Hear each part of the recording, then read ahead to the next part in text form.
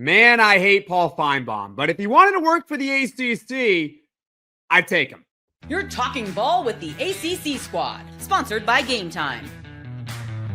From Florida State to North Carolina, from Syracuse to Miami, and from NC State to California, it's the local experts of the Locked On Podcast Network, bringing you scoops, breakdowns, and the most comprehensive preview of the upcoming ACC weekend. Hang on, it could get loud, it could get heated, and it will definitely be fun. Squad up, you're part of the ACC squad. Hello, everyone, and welcome in the Locked On ACC. This is the ACC squad. I'm Jackson Holzer, the host of Locked On Syracuse, and we got a great panel today. We got Kenton Gibbs and Grayson Boone, the hosts of Locked On Wolfpack, Morgan Thomas, the host of Locked On Clemson Tigers, and AJ Black, the host of Locked On Boston College. And we got an action-packed show for you all today. ESPN FPI, first rankings of the offseason. 3 teams in the ACC were represented. And the top team in the ACC, well, it might surprise you. And we will talk about that later on in the show. Plus, top 3 quarterbacks in the ACC. Thank you, Kenton, for inspiring this topic 20 minutes ago. You guys did not see it. It was behind the scenes before we hit this recording, but we will go over our top 3 quarterbacks in the ACC because Kenton's got a controversial take for you all. But first, Paul Finebaum, SEC Network apologist, propagandist, analyst. Well, without getting into all the quotes here, he basically told the ACC and the Big 12 to go screw themselves. And that's a euphemism for, I think you know what word I would actually use, but, we want this to be monetized here and all. I will get into one quote, though. He said, quote, "Quite frankly, if they get a couple of automatic qualifiers for an expanded college football playoff, that's probably more than they deserve." Folks, thank you all. All right. Who's buying the first round here? What do we have to say to Paul Finebaum? The same thing I always got to say to Paul Finebaum. What exactly is anybody? This is who he's always been. This is who he will always be. This is another example of SEC media just grooming everybody to think, oh yeah, we're just so much better. We're so superior. Nobody deserves anything but us. We deserve all the things. We deserve all the stuff. We've got all the good teams. Hey, nobody can come over here and have instant success like those boys over there. In the quotes from the article that we're talking about here, he said that it was so upsetting and frustrating for him to hear the commissioner and head coaches in the best conference in college football talk about having to give SMU an equal chance. Oh, the crime, the travesty of giving a team that finished second in the Power 4 conference a chance. Oh my God. How awful is that? You know what we should have done instead, Jackson? You know what we should have done instead, Grayson? We should have put in an Alabama team that, by the way, we have more hosts on this show than they score points against Oklahoma. Yeah, that's an actual fact here. And that's the team that should have been in. Oh, that's just so sad that they didn't get in. We weren't arguing for a 9-win Miami because we understood that their defense couldn't stop a runny nose with Robitussin, a COVID booster, and 3 packs of tissue. We understood why they weren't getting in, despite having a number 1 pick. But oh no, not the special, wonderful little boys and girls from the SEC. It just means more, even though we saw them get their tails kicked all throughout the playoff and all throughout now the baseball, the college baseball World Series as well. We're watching them get their tail kicked again, but it just means more down there in SEC. Oh, it just means so much more. I'll jump in next. The amount of gatekeeping going on in college football right now is nauseating. Like, it's the SEC, as Kenton very eloquently just said. Like, this is their new thing, sword to die on. Like, they're better than everybody else. It's superior. And before you guys all get in the chat, yes, I cover Boston College, and yes, I know we're the whipping boy for a lot of different schools. I get that. That's not the point. I'm talking about college football here and just the health of everything anyways, right? Like, there's so much more to football than just the power conference SEC schools. And we're so deep into the trees right now that we're not seeing that. All we see is those numbers, the TV contracts, the amount of money that they spend, the recruiting, the recruiting classes, all that good stuff. But at the end of the day, these things are going to change. And if we just let the SEC run away with everything, then the rest of the sport's going to be left behind, and it's not going to be as special as it's been. The whole point of all this is that we have a whole bunch of schools around the country that are special, that have a lot of traditions, that are things that are great about them, and we're just ignoring them because Alabama, Georgia, Florida, they want to throw a temper tantrum and have Paul Finebaum do it for them. It's enough. I hate listening to all this crap, and this is one of the biggest things about the offseason I can't stand is just the SEC temper tantrums every single year. This is certainly how you know the month of June has arrived, because it's just SEC heads talking. They all sound like Charlie Brown's parents. Wah, wah, wah, wah, wah. That's all this is. Him saying that is effectively just to get guys like us, 5 ACC guys, to complain about it. It's a good thing that Paul Finebaum's not the one making the decisions, because we have a probable national champion in Clemson coming out of the ACC this year. I think Clemson's going to be one of the best teams in the country. And so just to discount the entire conference because, well, we're the SEC and we deserve everything. And the Big Ten, they get a little less than us, but we certainly get our piece of the pie. I mean, it is what it is. It's Paul Finebaum. What do you expect? He's just saying stuff to get us all riled up. And that's why if he worked for the ACC, we would love him. Well, I don't know. He's definitely doing the job. The ACC, they need someone like him. The ACC needs a version of Paul Finebaum, yes. Exactly. First of all, I don't trust no man that's bald completely on the top but left the sides fully. I don't trust nobody who does that. That's insane. As a fellow brother in baldness, just get rid of it. Stop it. That tells me you make bad decisions right there. But in all seriousness, like these guys have already mentioned, there is so much goodness from around the country. And Morgan, please chime in on this because, again, I think that y'all are potential champions. Y'all have been champions in the past. And I think that the SEC is not that different than every other conference in that everybody says, oh, well, the ACC only has 2 to 3 good teams, 2 to 3 good brands, and everybody else is hogwash. What the hell do you think the SEC is? What? Why under God's green earth is Lane Kiffin saying anything? What can you possibly have to complain about? Where is Ole Miss's championships? Where's Ole Miss's SEC championship? What the hell? I don't think they've ever won. To demand the spot. Last time they won, I wouldn't have been allowed to go to that school. I'm pretty sure. If they do have one. I need to go look at Ole Miss college football reference. Morgan, you can go chime in here. I mean, so please, I'm a champion. I like what AJ was saying because, well, first of all, no disrespect to Homer Simpson and my dad out there for that haircut because they're rocking it right now. But, I agree with AJ because I hope that Paul Finebaum and what he says is obviously a talking head, and he is paid by ESPN, who is paying him to be a homer of the SEC, just like the other guys in Fox are paying Joel Klatt to be a homer of the Big 12, right? So, or excuse me, the Big 10 now. But so, I get it. They're paid to do that, and in a lot of ways, we're paid to back up the ACC, which is to your point. I thought Mark Packer was going to be that guy, but they kind of watered him down because the Mark Packer of 20 years ago would stand toe to toe with a Paul Finebaum. But, I get it. He's kind of in retirement age and he's moved on, and I get it. But, they do need someone. Can it be Eric McClain? Can it be EJ Manuel? I don't know. Whoever it can be for the ACC network needs to step up and to kind of grow a backbone, because we know Jim Phillips is not going to do that.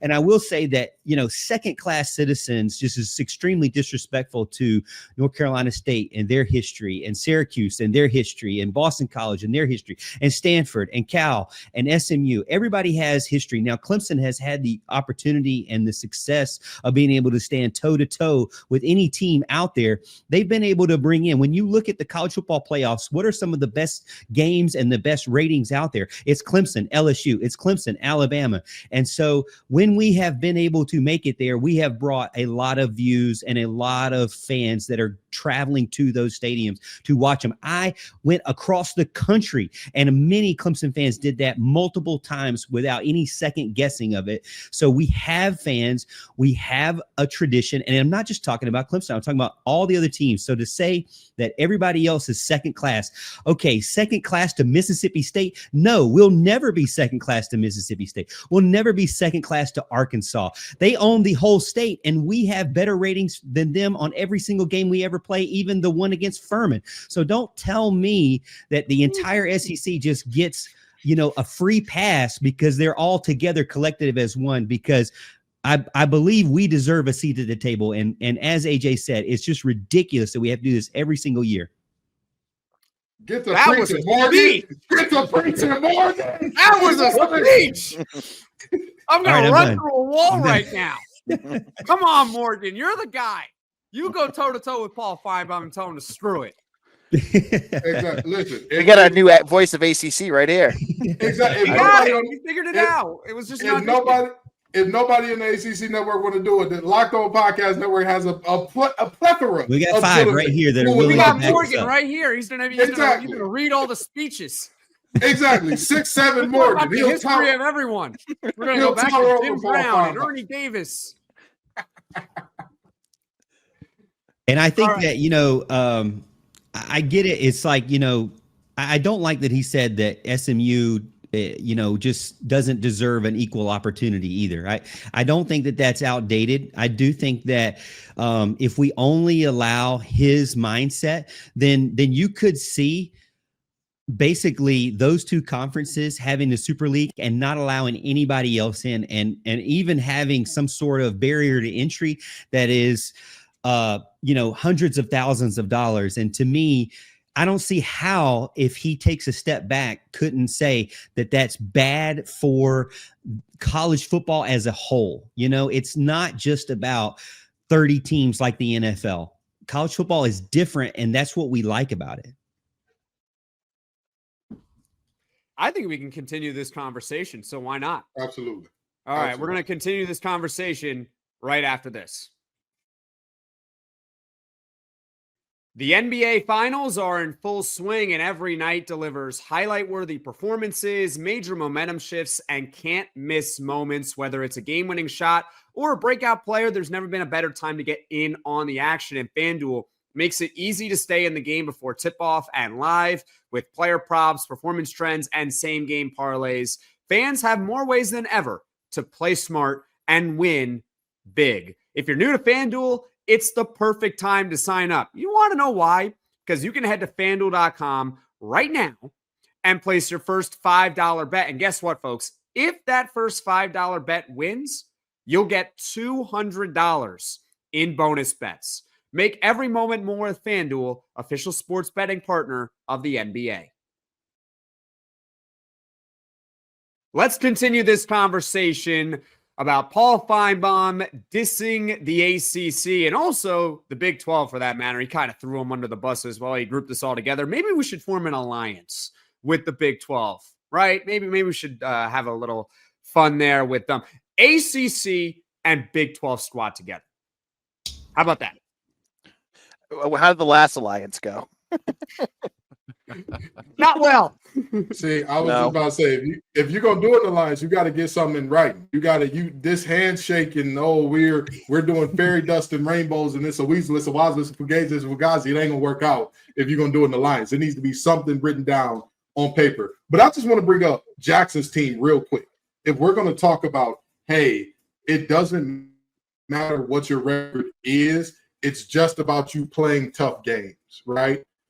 This squad plays damn near half of the playoff from last year. You've got Tennessee, you've got SMU, you've got Notre Dame as well. So 3 of the 8 teams that were in the playoff, Syracuse is, and Clemson, I'm sorry. So they do play half. I apologize. So they play exactly half of the playoff from last year. I keep hearing from SEC schools, well, if you lose 4 games, but they're to really good teams, is it the same?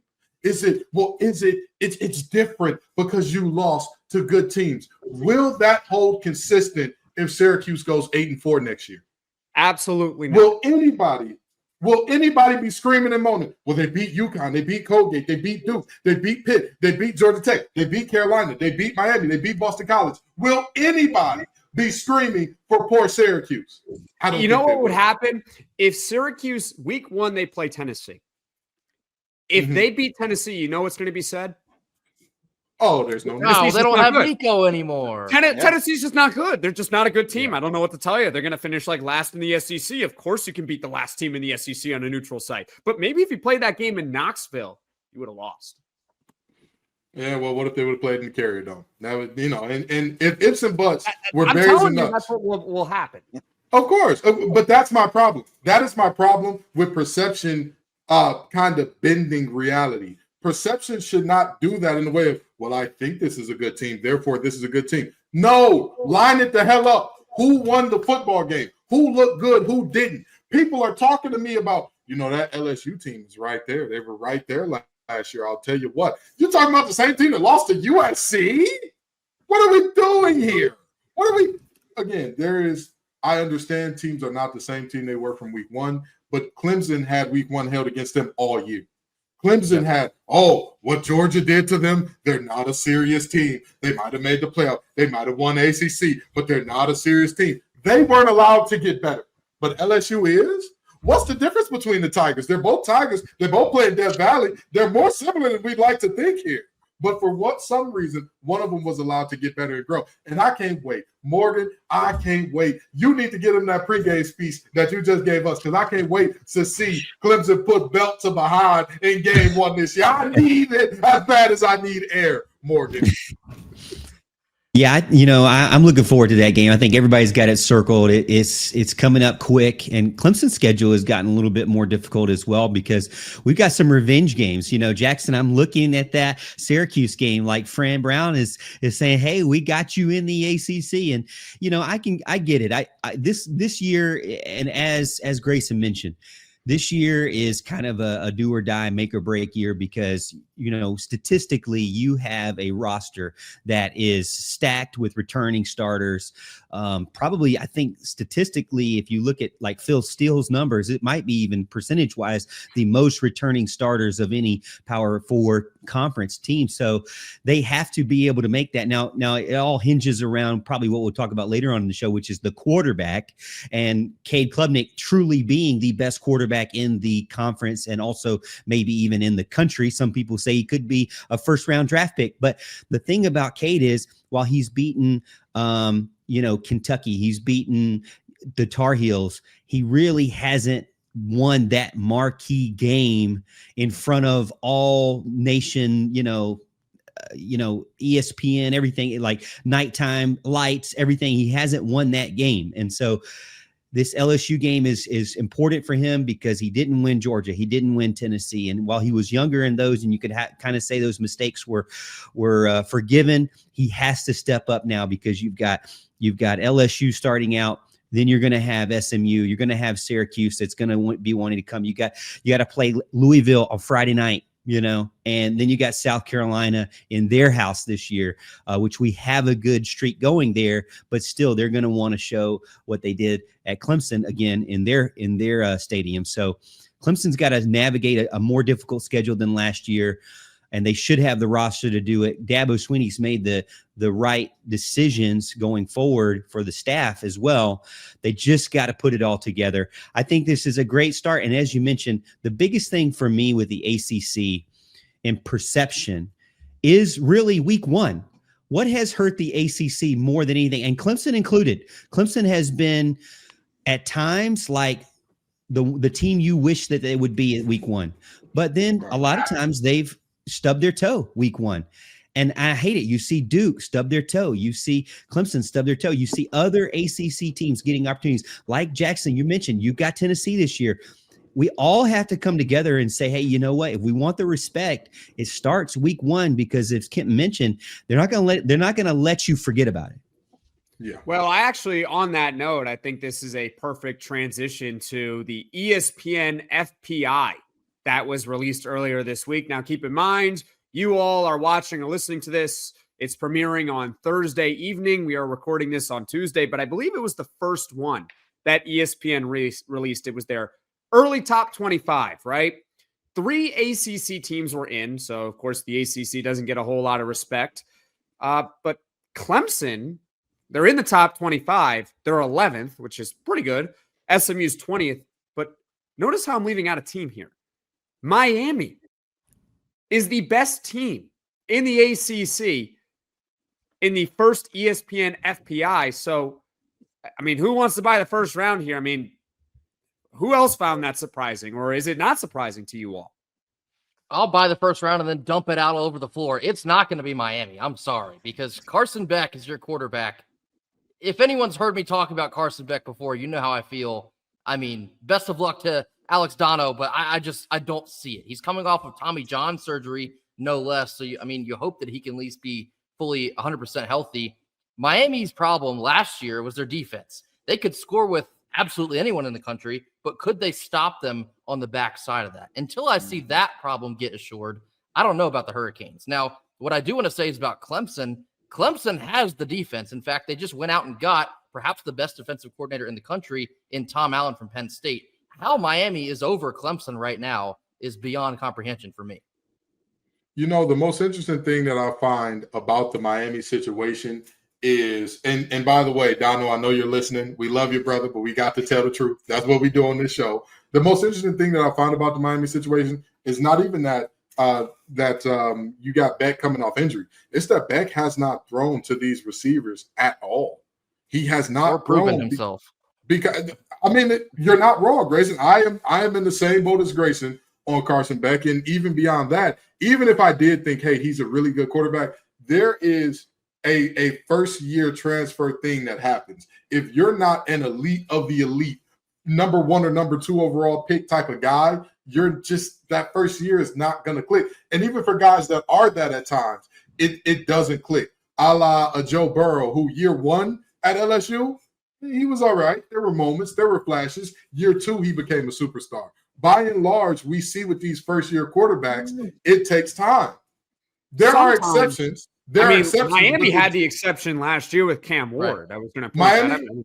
Miami had an exception. Syracuse had an exception. But everybody else, for the most part, you look around the country and you say, what did Riley Leonard do in terms of who he was at Notre Dame? What did NC State get in Grayson McCall? And with all due respect to him in an injury situation, that may be a little different. But still, for the most part, these one-year transfer guys, they don't produce at the level that you expect them to, because they're somewhere they had 3-4 years in the system. They know the receivers, they know the routes, they know who likes to get what ball where, and then you're going into a new system. I don't see it. And here's the thing. I love Miami's defense. I just think they got what I like to call can't get right-itis. They're always right there. They're always, on paper, they should do it. And then when you put rubber to road, they can't make it. Or play against Georgia Tech. Or Syracuse.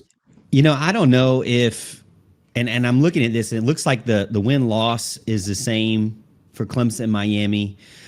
Even some of the ESPN experts have mentioned that it's kind of shocking how Miami is so high up. I don't think it's the Carson Beck effect. I joked pre-show that it was probably the Carson Beck effect. Maybe it's the Cavender twin effect. I think they probably have a little bit more pull than Carson Beck, even though I know that's kind of a touchy situation right now with Carson. Sorry, Carson. They broke up. Yeah, sorry about that, Carson. My bad. He'll live. He's okay.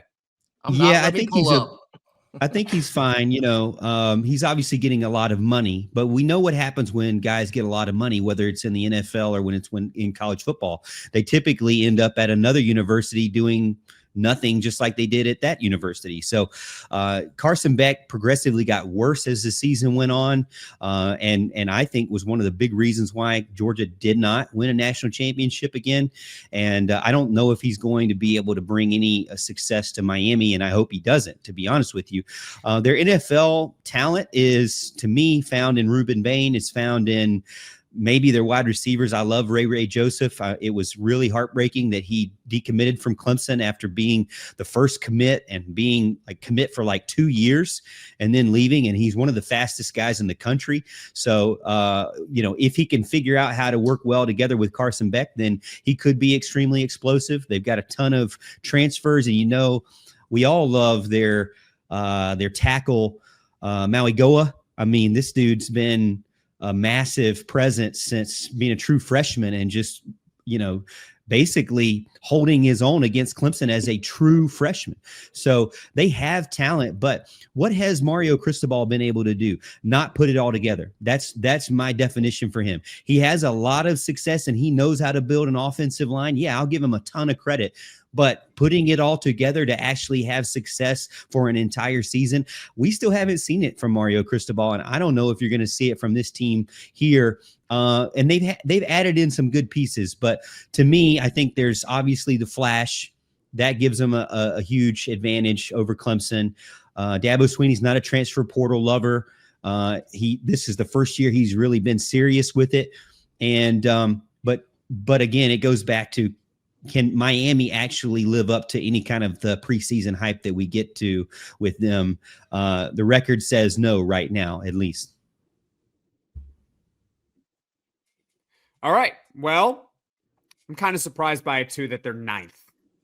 Yeah, I just think that's a little too high. I think Clemson is definitely in the top 10. I would have put Miami somewhere in the 20s. Maybe you can make a case for like 18 or 20 or something like that, but 9th for Miami with Carson Beck coming off elbow surgery. I don't know about that. When you look at this top 15, I could definitely see them slotting in there. I mean, you've got the Auburn Tigers in there, for Christ's sake. Get Zach Blackerby out of these rankings immediately. Get him away from these rankings because what are they doing? SEC, it just means more. Jackson, what is that polar bear doing in Dallas? Why is there a polar bear in Dallas, Jackson? How is Louisville just 7 spots ahead of Florida State? Like, Louisville should be a top 25. Louisville's good. Yeah, they're going to be good. They're 41. What? But that's my point. That's my point about this entitlement of the SEC and us letting a Paul Finebaum run unchecked. Because how the hell do you put some of these – again, in what world is Auburn a top 20 team? Auburn's 14. That's what I'm saying. With Jackson Arnold? Yes. They believe that a guy that got his spot taken is going to lead them to the promised land. At Oklahoma. Who wasn't good. Yeah. That's neither here nor there. But anyway, speaking of quarterbacks, coming up, top 3 quarterbacks in the ACC. Let's talk about it.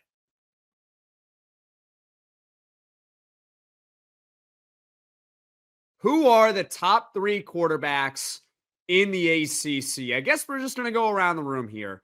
Kenton, let's start with you on this one. Oh, this is easy for me. I determined this by what I've seen guys do as well as what I'm projecting them to do in this upcoming season, which gives me a very easy top 3. Number 1, Morgan's guy, Cade Klubnik. He's a bad mamma jamma. He started to figure it out at the end of last season. You started to see why he was such a highly touted recruit and why everybody was going crazy about him.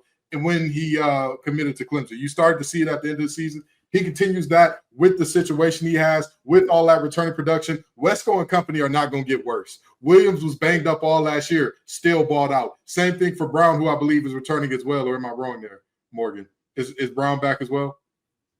Wide receiver?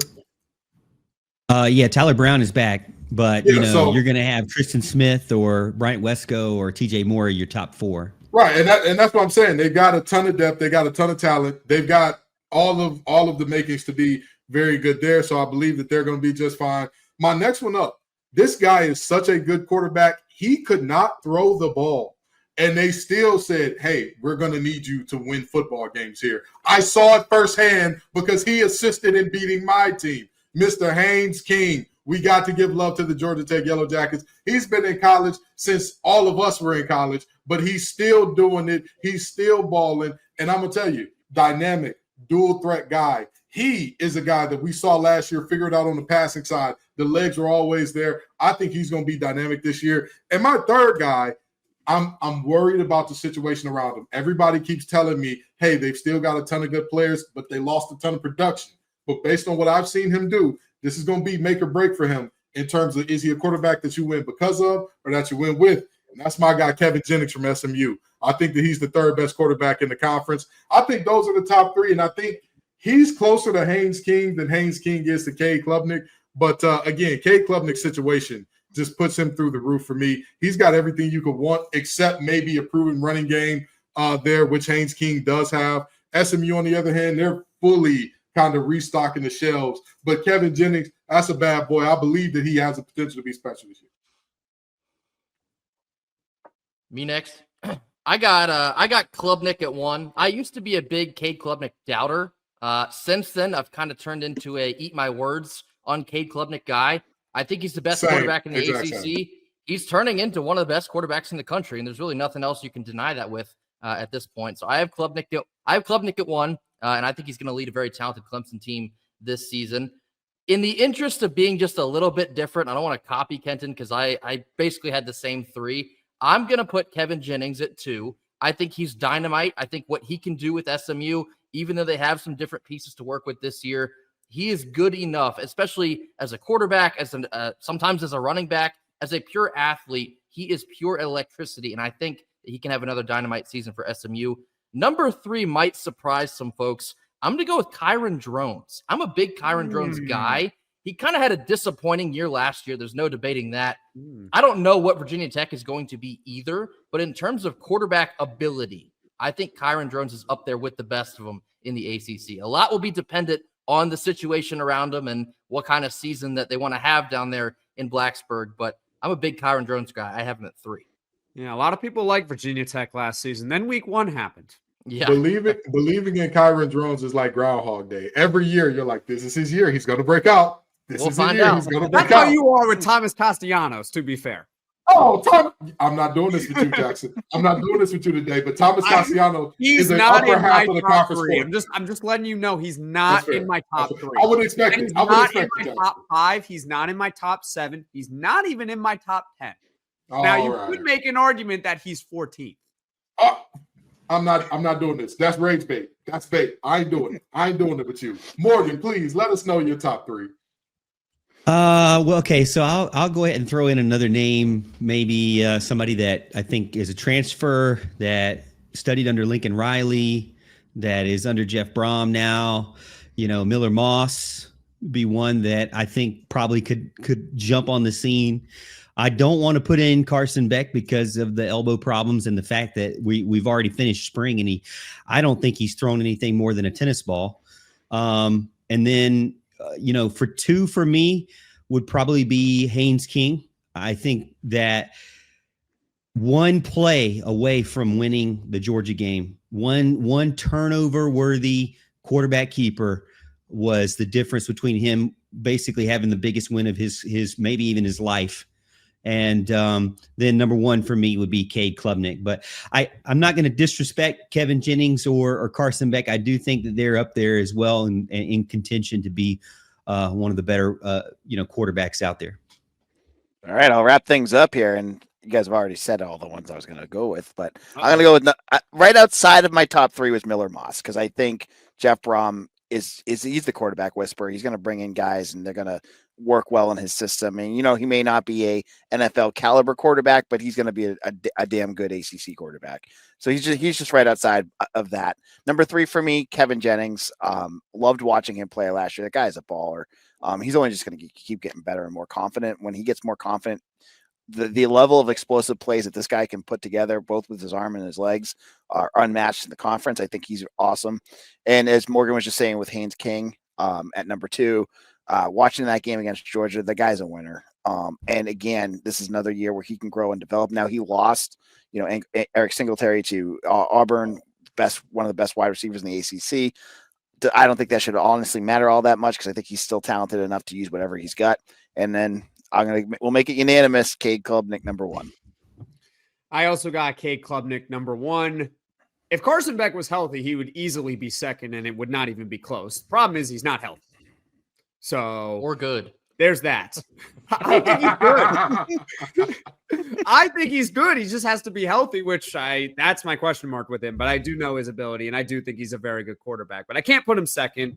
I got Haynes King in 2. I think that's pretty obvious. And 3 is Kevin Jennings. But I'm surprised nobody mentioned. And speaking of the NC State guys, no CJ Bailey love. CJ Bailey's right outside that. He's right outside that group for me. And I'm gonna tell you, I wouldn't be surprised if by the end of the season he ends up playing his way in here, because while we talk about situations, he has one of the best. He has a bunch of returning guys. Everybody's talking about Kevin Concepcion's going, Kevin Concepcion's this and that. If you saw the offense last year, force feeding Kevin Concepcion was not good for us. It was not good at all. They should have gone to other places. You've got one of the best tight ends in the nation in Jolie. You've got a hell of a receiver room returning a ton of depth, a ton of talent, so much so that we pushed out proven seniors that were ballers for us.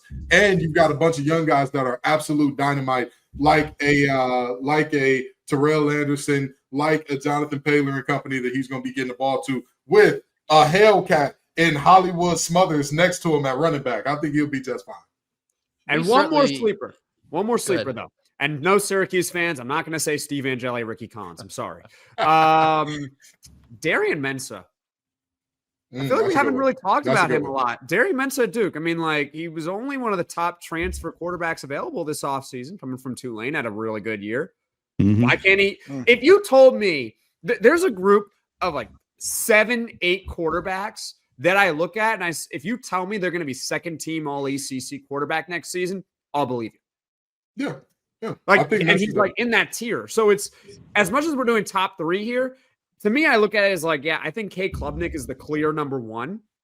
And then everyone else, I kind of look at it and I say, yeah, I know you're really good. I know you're really good. And I know you're really good. And you could be really good too. Or you could be really good too. And Miller Moss is steady.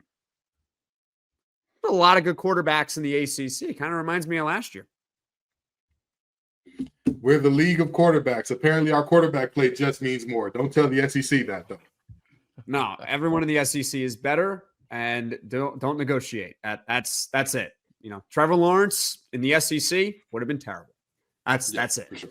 He would have been awful. But folks, that is it for this edition of the Locked On ACC Squad. I'm Jackson Holzer, the host of Locked On Syracuse. Kenton Gibbs and Grayson Boone, the hosts of Locked On Wolfpack. Morgan Thomas, the host of Locked On Clemson Tigers. And AJ Black, the host of Locked On Boston College Eagles. And folks, check us all out. And also, when you get to our channel pages, if you can just do us all a favor, hit that like button, hit that subscribe button, helps all the channels grow and reach all of the fans of those respective channels. And of course, for your other listen here, when you're done with this podcast, you could check out the new Locked On Portal show with football recruiting expert and the host of Locked On Florida State Seminoles, Brian Smith, who's got the latest rumors and signings each and every day. And you can find the Portal podcast on YouTube or wherever you get your podcasts. And folks, thank you all so much for watching. Thank you all so much for listening, and we'll see you all again soon.